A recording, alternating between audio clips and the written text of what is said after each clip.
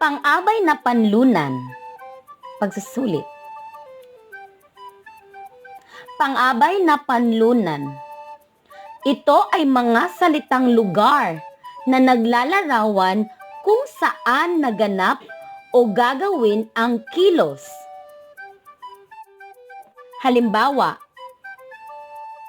sa paaralan, sa bahay, sa Amerika, sa Cebu, sa kwarto, sa dagat, sa ilalim ng mesa, sa gilid ng bundok, sa likod ng bahay. Halimbawa ng pangungusap. Ang mga bata ay naglalaro sa parke. Ang pang-abay na panlunan sa pangungusap na ito ay sa parke dahil naglalarawan ito kung saan naglalaro ang mga bata. Ikalawa, sa likod ng bahay kami magtatanim. Saan kami magtatanim? Ang pang-abay na panlunan ay sa likod ng bahay. Pagsusulit. Bilugan ang pang-abay na panlunan. Bilugan ang pang-abay na panlunan. Isa. Sa Manila kami magbabakasyon. Dalawa. Ang mga bata ay sumasayaw sa entablado. Tatlo. Naglilinis sa loob ng bahay si nanay. Apat. Sa gilid ng bundok, nagtanim ng mga gulay ang magsasaka. 5. Tinago ni ate ang laruan sa kwarto. 6. Maliligo kami sa dagat mamaya. 7. Nagluluto si nanay sa kusina. 8. Tinapon ni Jen ang mga papel sa basurahan.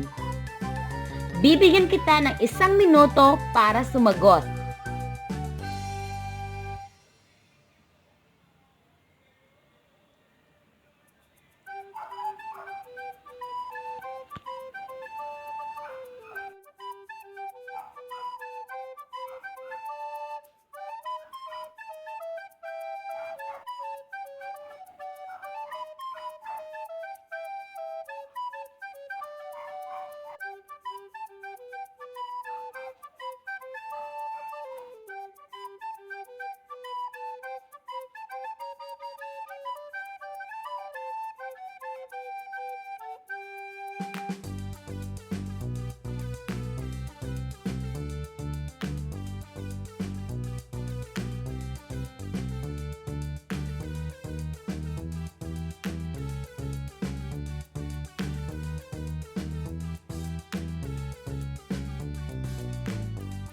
Sagot.